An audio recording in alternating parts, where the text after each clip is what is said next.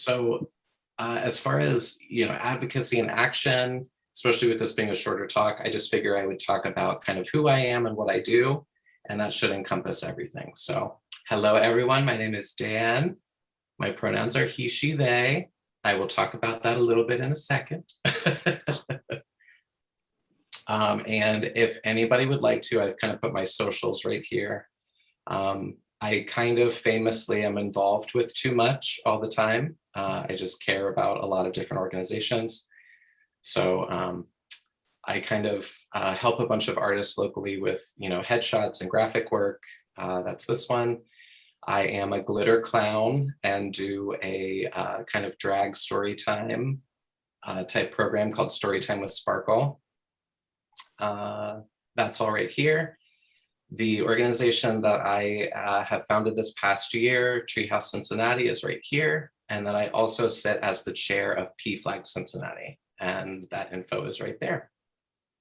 So,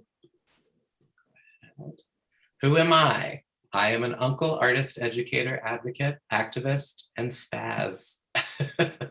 This is my nephew, Elisha. I just got to see him recently and miss him very much. My favorite part about this picture is actually, though, this little Smurf right here, right in the middle. What do I do? Meredith, I put this first little bullet point in there right for you. I am a high school theater celebrity, along with Meredith's brother, Joel.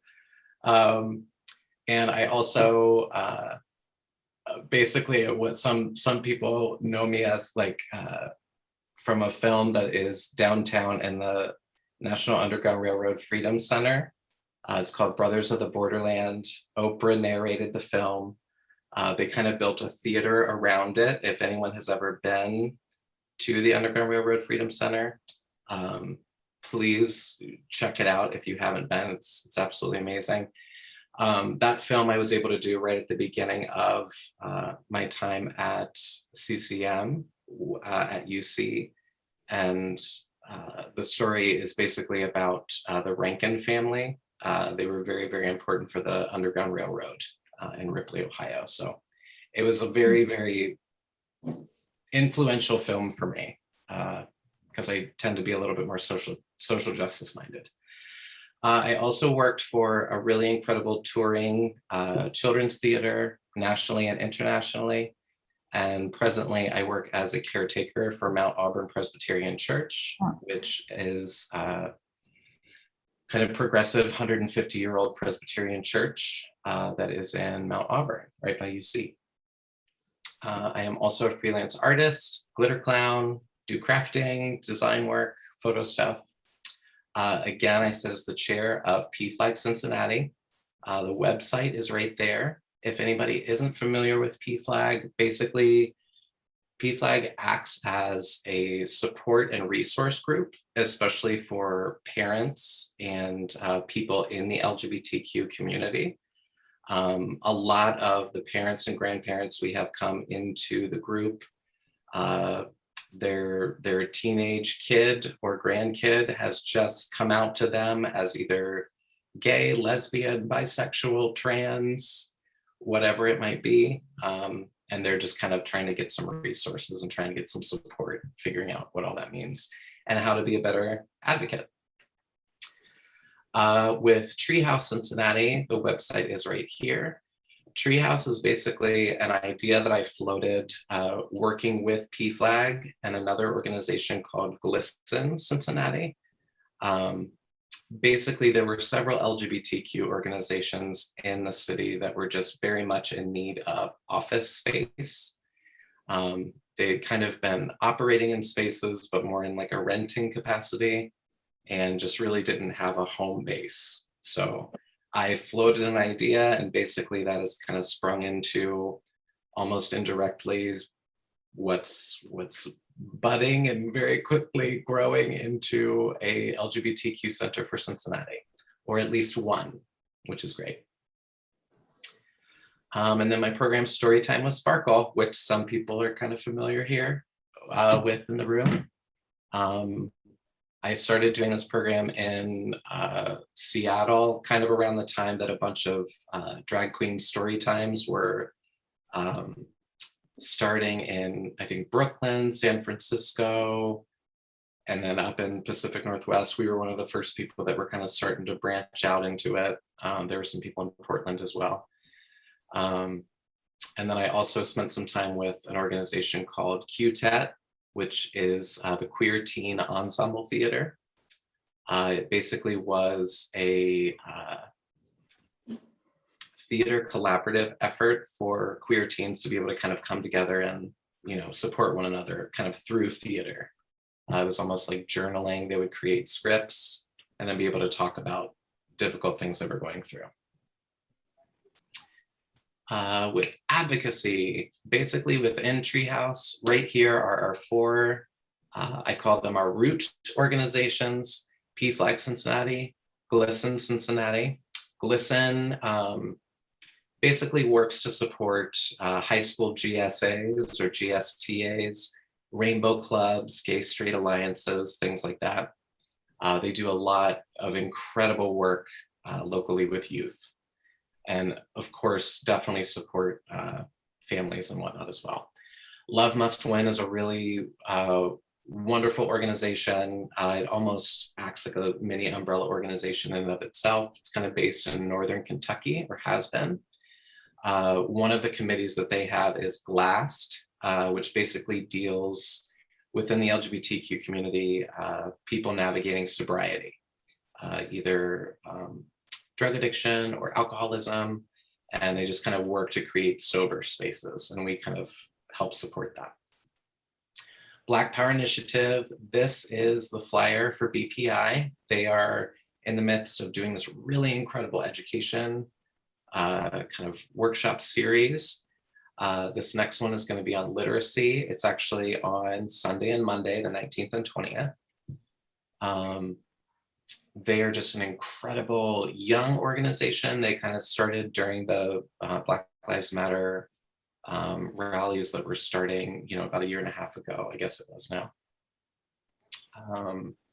Very, very rooted in just wanting to help advocate for especially the underserved Black communities in Cincinnati. They are very much for peaceful protests and just educating the community as dynamically as possible, just working to kind of break down, you know, different barriers.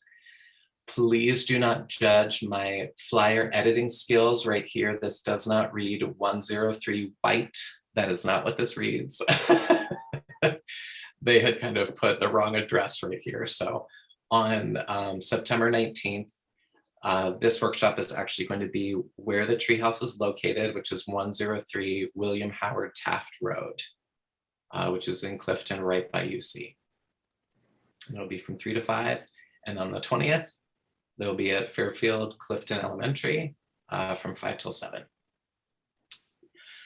Some of the other more branch organizations within Treehouse, common word usage, is the Ohio Lesbian Archives, an incredible organization, Cincinnati Black Pride, Action Tank, Sotenni International, League of Women Voters, and Street Vibes. All of these organizations, we either have a board member that's directly affiliated, or we are kind of working with our committees. Hope from the League of Women Voters is basically helping us with our newsletter, because Hope and I are very good friends. Hope is incredible. And Street Vibes, our marketing director, is basically the publisher, the person who puts together Street Vibes, which is the publication you might see homeless people on the street kind of working to sell different newspapers. It's just kind of a way for them to have a part-time job. It's a really wonderful and incredibly impactful publication. And action, see what I did there? Advocacy and action. So with this slide, I actually just changed this. I was telling Meredith about this. I just had an incredible conversation with an insurance broker today about pronouns. Within kind of my name, or sometimes within name tags, You might see people kind of put their name and then their pronouns. And not everybody really understands what that means, or they're kind of just like, why are people doing that? I thought I would just kind of, explain that. Has anybody in the room seen that? Or so like, awesome. Some people actually do it and utilize that all the time. One of the reasons people do that predominantly is just basically a lot of people in the LGBTQ community don't necessarily prescribe to a certain gender pronoun that you might think they would. So looking at me, with my beard, sometimes the way I dress, people might just instantly think, oh, that's Dan, he goes by he, which is true. But I also am sometimes a glitter clown who goes by she, and I do not mind being referred to as they. So when I list my pronouns, I list he, she, they, because some people know me as Dan, which I usually go by he, but might use a bunch of different ones. When I am Sparkle, I usually just go by she, but sometimes depending on the venue, people might call me he, or they might call me they. I have a lot of wild, wacky friends, and we just kind of use a whole bunch of different pronouns. So you might see people kind of list their pronouns as she, they, or he, they, or you might just see people list them as he, him, his, or she, her. So that's basically just a way to honor people who are gender diverse, or people in the trans community, things like that. One of the reasons that I do what I do is basically this statistic, which the first time I saw, I was just very, very bothered by. Right up the street from where we are is the Lighthouse Youth Shelter. And this statistic is not only a local statistic, it's actually a national statistic. And especially through COVID and other things, and just, what people kind of know about data collection, it's not always accurate. It usually bends one way more than another. This is actually a little bit more towards 40 to 50% of homeless youth are LGBTQ identified, queer or questioning. A lot of this might happen because someone comes out of the closet and they are kicked out of their home. They might be kicked out of their church or faith space. Yeah, there's kind of a myriad of different things that happen, but this is one of the reasons why sometimes people work so hard to create safe spaces for people. And this quote is just very, very important to me, and it's something that I actually use with a lot of LGBTQ youth and parents and a lot of stuff. I myself actually, when I was 15, was kind of kicked out of my house and put into conversion therapy. Luckily, I did survive that, and it was only for, technically it was a 6-month period. If anybody's ever seen the movie Boy Erased, it was definitely not the same situation as that film, but much of what he was dealing with was exactly what I was dealing with. It's just a very harmful, horrible practice. A lot of people, especially who are survivors of it, do not call it conversion therapy. They call it what it is, which is conversion abuse. And there's a huge national effort right now to kind of get that banned in all 50 states. I'm also the survivor of a giant centipede attack in very rural Japan. And unfortunately, about 5 years ago, I was also targeted in a hit and run hate crime collision. So this quote has been very, very important to me. I first heard it actually on the show, The Walking Dead, but it is originally from Ovid. And the actual Latin, I won't try to speak. I actually did try to speak it at a PFLAG meeting recently, and that went great. But I just think it's very, very powerful. Be patient and tough. Someday this pain will be useful to you. These are a bunch of different pictures from around town. This was actually just recently at the Black Family Reunion. which was down around Sawyer Point. This is Darnell Pierre Benjamin. You might recognize him from PBS, the Cincinnati Shakespeare Company, Pones, all the things. Darnell literally has his hands in almost anything that's going on artistically in this city almost. Kathy is an incredible volunteer with GLSEN.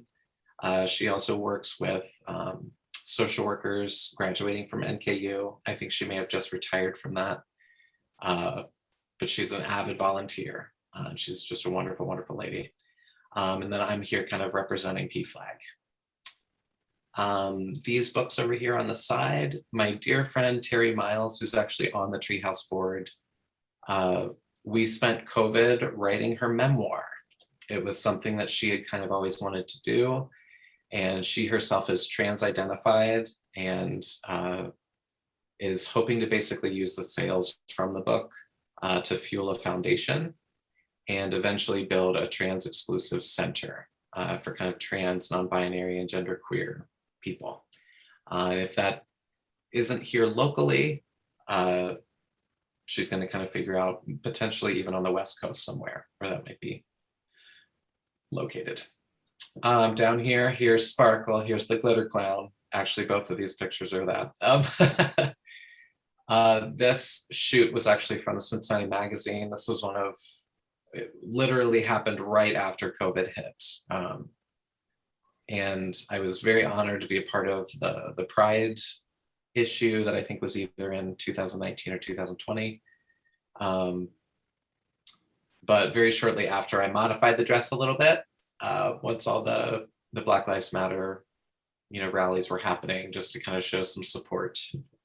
And then if anybody's familiar with RuPaul's Drag Race, Sasha Velour, I believe won season 7 of that show, is an incredible queer performer.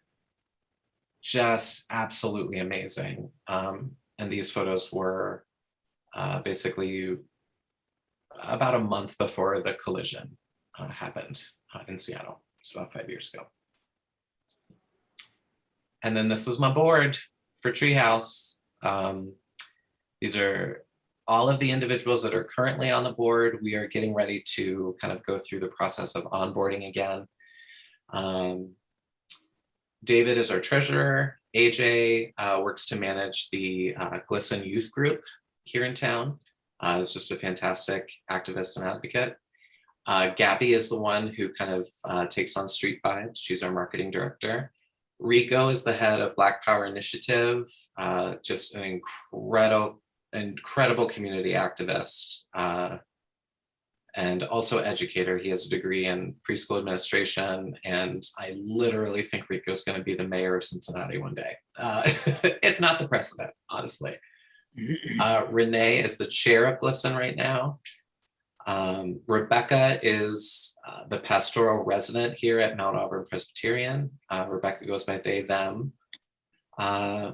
Joshua is on a million different boards, just like Darnell is, with HRC. Currently in the newest class of Action Tank City Council School. Darnell, we already met before. Clarity Amrain is another incredible community activist, works for the Cincinnati Library, also partnered with the Ohio Lesbian Archives, and heads up the Smoke and Queers burlesque troupe, among other stuff. Clarity is just a fantastic, incredible community advocate. Burgess Bird, some of you might recognize as well from local shows and whatnot. Just a person about town. Burgess is a dear, dear friend of mine. We did theater together a couple decades ago, honestly, at this point. Incredible actress. She works at Ensemble Theater a lot, many, many companies locally. And her mom is actually a huge influence on why Burgess is such an ally. Burgess was basically raised by drag queens and just has a huge heart for LGBTQ work. So she's incredible. Candace is one of our PFLAG moms. I roped her into the PFLAG board last year. She was kind of looking for some resources for her son who had recently just come out. Her son is now going to be going to UC. Candace is just fantastic. She works in a couple of different corporate settings, but she's just wonderful. Terry is my dear friend who is the author of the book that I just featured before. Terry's worked in a lot of different community organizations and is just one of my favorite people on this earth. She's incredible. So that is basically my whole spiel. But please check out Treehouse, check out PFLAG, GLSEN, BPI, and Love Must Win. All of these organizations are incredible. Our root organizations, which are the 4 organizations that are basically rooted in our office space. This next year, we're going to kind of be working to kind of branch out to support some other branch organizations within the community, excuse me. And some of that is already snowballing, and it's just very, very exciting. We're just trying to make sure that everything is very sustainable. So please check us out.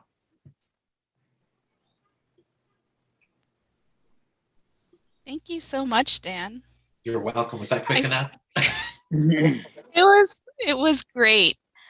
I'm struck by just how it's all very uplifting. You know, it's all seems very connected, which uplifts me. Good. I definitely, especially the energy behind Treehouse. I could definitely see myself. I was already navigating. I like to say that I crash landed back here into Cincinnati about 4 years ago. Very literally, I basically, after the collision that I survived, I tried to keep working in Seattle, and it didn't work out. I had to slow down a lot.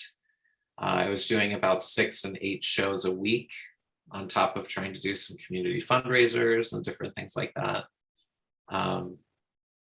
So I just had to slow down a whole bunch, but it allowed me to kind of, you know, flip my schedule a little bit from kind of performing 90% of the time and only being able to do 10% community work. Now I've been able to flip that and do 90% community work and 10%, you know, sprinkle in some performance when I have all my faculties. So what questions or comments do people have?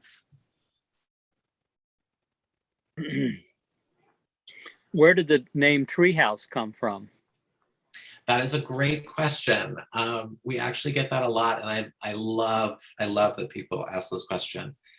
Very much. I mean, it comes from a couple of different things, but the biggest thing initially for me was COVID definitely felt like this huge storm that we were all surviving. I mean, it was very much, you know, Swiss Family Robinson type situation. And for us, especially a lot of these nonprofits, you know, on the other side of, you know, the initial wave of shutdown and then kind of figuring out how to survive and work through all of this, it felt very much like a lot of us had kind of crash landed on an island somewhere. And of course, what did we learn from Swiss Family Robinson? Tigers on the ground, get up in the tree. So we very much just, you know, kind of worked to piece together what we could from wreckage and create something new.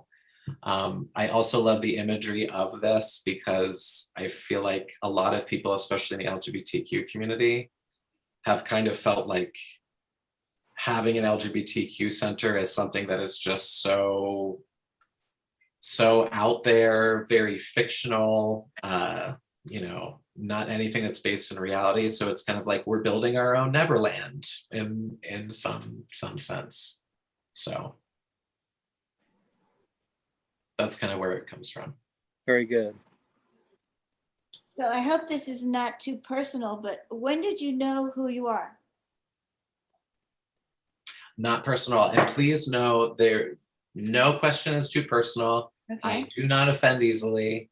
I work in a lot of spaces where I encourage questions, because I think that there should be more spaces where people, are able to ask things that they don't feel like they can normally ask. So I appreciate that question. If I'm being honest, I knew when I was a toddler. Really? When I was a very, very little kid, I loved a lot of the superheroes for different reasons than, my friends love the superheroes. Some of them like to look at the ladies in the tight garb. I love to look at the gentlemen in the tight garb. And, for me, it was kind of like Batman and Robin were husband and wife. And, it totally made sense. Bert and Ernie just made sense to me.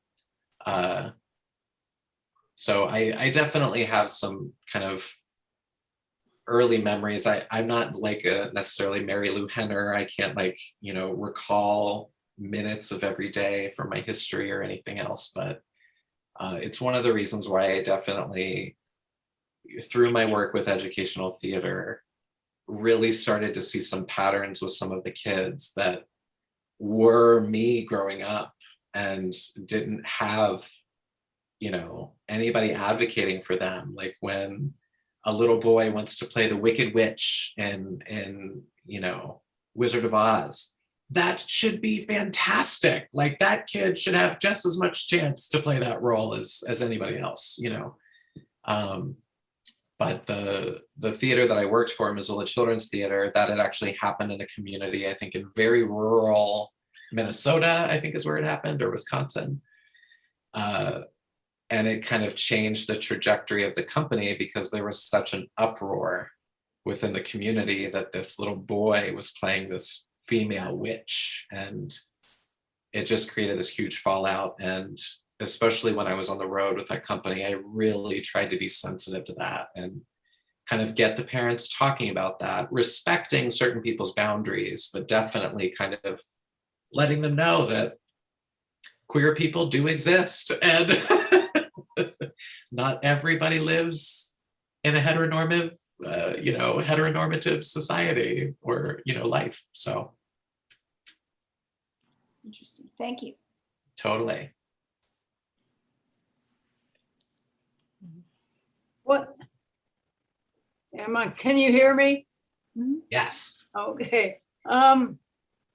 Where does an adolescent go? What kind of, when thrown out of the house? What's available? So the scary thing is, very, very often, there aren't a lot of resources available. One of the things that we are working to make sure is in place is just some kind of a structure so that we can kind of be almost just a lightning rod to help with resources. So, if somebody is in a situation like that, or the former head of Love Must Win called me at like 12:30 one night. Both of us are usually up very, very late, doing too much. And a neighbor of theirs was contacting, or not a neighbor, a person that he had worked with, a lesbian in one of the committees that he had, was the neighbor to a preteen, 11-year-old non-binary kid who basically saw their neighbor put up a trans flag around Pride and knew that they were a safe person. But this teen was suicidal, running away from home, and was suddenly talking to them on Snapchat and saying that they did not feel safe. They were going to take their life. They just didn't want to be in the world anymore, and Ryan was calling me just to try to what do we do? Where do we go? What's going on? Usually in those situations, we also, obviously this is a larger conversation, for a lot of people, not necessarily defund the police, but kind of in that situation, you don't want to send a cop car because that's going to be very triggering for some people. So we basically were able to kind of just call around to some local shelters. The one that's closest to me is Lighthouse Youth Shelter. They do have an intake. I believe that they operate from, however young it is, all the way up to 24. They definitely have different residences for the different age groups. But if it's in Cincinnati, I would say definitely call Lighthouse. That would be one of the first places that I would refer people to.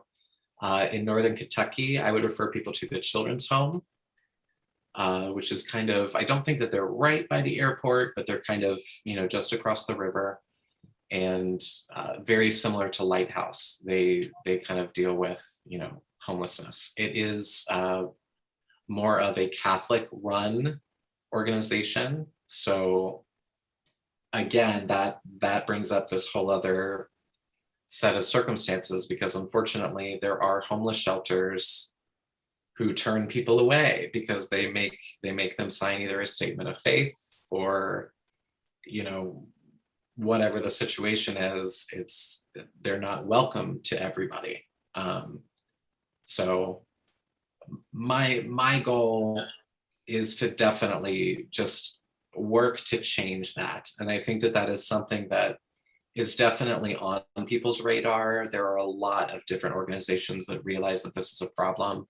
But I think definitely COVID has woke a lot of people up to a lot of things, because I think, in some senses, COVID has been really wonderful for people to have some extra time to realize some things about themselves and everything else. But it's also unfortunately exacerbated a lot of things, especially for people navigating housing insecurity, food insecurity, things like that. So does that kind of answer your question? Yeah. Awesome. Martha, I know you keep raising your hand. I may have missed something, Dan, but does Treehouse actually have a facility, or are you working towards that? We do have a facility. We are operating out of basically the basement space of Mount Auburn Presbyterian Church.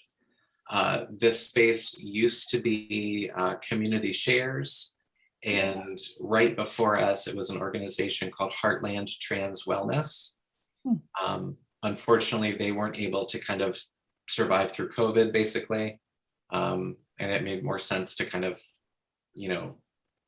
obviously people aren't able to come to a facility a lot of times, especially a community center in the midst of plague. So they kind of had to shut their doors a little bit. And working as the caretaker for this building and knowing how much empty space is in this building, I was not comfortable with this space going unused and just sitting empty. And I knew that there were some organizations that would be able to utilize this. And initially we were going to try to partner with PFLAG GLSEN and the Ohio Lesbian Archives. But OLA is kind of hoping for a larger facility that they're kind of able to just, inhabit themselves, which totally makes sense. But it kind of allowed us to pivot and, work with the other two organizations, Love Must Win and BPI. Congratulations that you have the space. Thank you. And it has been a huge thing. I think I've been able to pull some strings because it turns out they like me here. And I think the people within the church, I'm not a member of the church, I'm not religious myself, but I so appreciate the work that this space does. And they support a lot of social justice. The League of Women Voters office is within the building here, Sierra Club, Women's City Club, Soteni International, which I kind of put on the list. So we are just kind of one of many organizations that are kind of operating out of the space.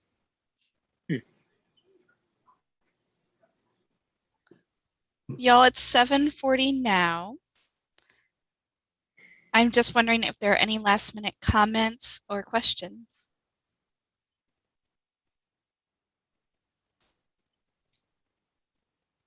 Thank you, Dan. Yes, Yes. just thank you. It's exciting to see the things are happening that are good things happening that we don't see these days. Yes. And that honestly was kind of, I'm super excited because everything that I was hoping for that this space could have been is what it is turning into. It's really allowing people to focus on something positive, as opposed to just wallowing in hopelessness. Mhm. And especially as, you know, we start to kind of hopefully start to open up again, we are able to now do this together. And when we are able to open, we are going to be hitting the ground running and some really, really exciting things. We're trying to keep everything sustainable, but it's really allowed us to kind of prove our resilience already. So we're just trying to work to keep it going. Now, do you perform? Is that what Glisten is about? Listen is actually rooted more in like education, like for younger LGBTQ people, either, you know, junior high, high school. But they do have some events. They have some, like, you know, drag fundraisers and stuff like that. Yeah. I do perform, you know, as an actor, and I do perform as, you know, my persona Sparkle. I do the Storytime with Sparkle program, and if you go to the Treehouse website, there it is. If there's time, I might just be able to take everybody there right now. I'm gonna share my Go screen. right ahead. Here we go. So this is the Treehouse website. This was one of our, I've been calling it low key at Tree. It's basically just kind of a gathering of fourth Saturday of the month. And everyone in the picture is vaccinated. This is when we were coming out of mask mandates and everything else. And then of course the next week we went right back into it. So that was this summer. This is some info on Terry's book. It's available on Amazon, Barnes & Noble, Joseph Beth. Info on BPI, different events. I know that person. Different stuff about us. These are just everybody's bios right here. Just a little bit more about everybody. The root organizations. This is each organization's website is right here if you're at all interested to kind of learn more about them. Donate tab. This is the media tab, which we did a community presentation and Q&A kind of about Treehouse. Each of these videos are about 60 minutes, but they're very, very informative. Especially the Q&A was really great. January, February, and March, we did these really wonderful community forums. The first one especially, I basically just said, okay, what does everybody want to talk about? And people picked 4 random topics and we had a conversation on each thing. And then we kind of held a Q&A on all of it. So this one is really, really wonderful. This one is kind of more rooted in BPI, a lot of the work that BPI does and just things that they, you know, consider important or really wish that people would, you know, take some more time to learn about. And this one was kind of rooted with Love Must Win, and is basically kind of a showcase of the local BIPOC ballet company, Revolution Dance Theater, which operates out of the Aronoff. This is kind of a forum where David just kind of talks about his company. David is the artistic director of the company. And then the end is about 20 minutes of a piece that they created during Pride. And then at the bottom, these are some episodes of Storytime with Sparkle.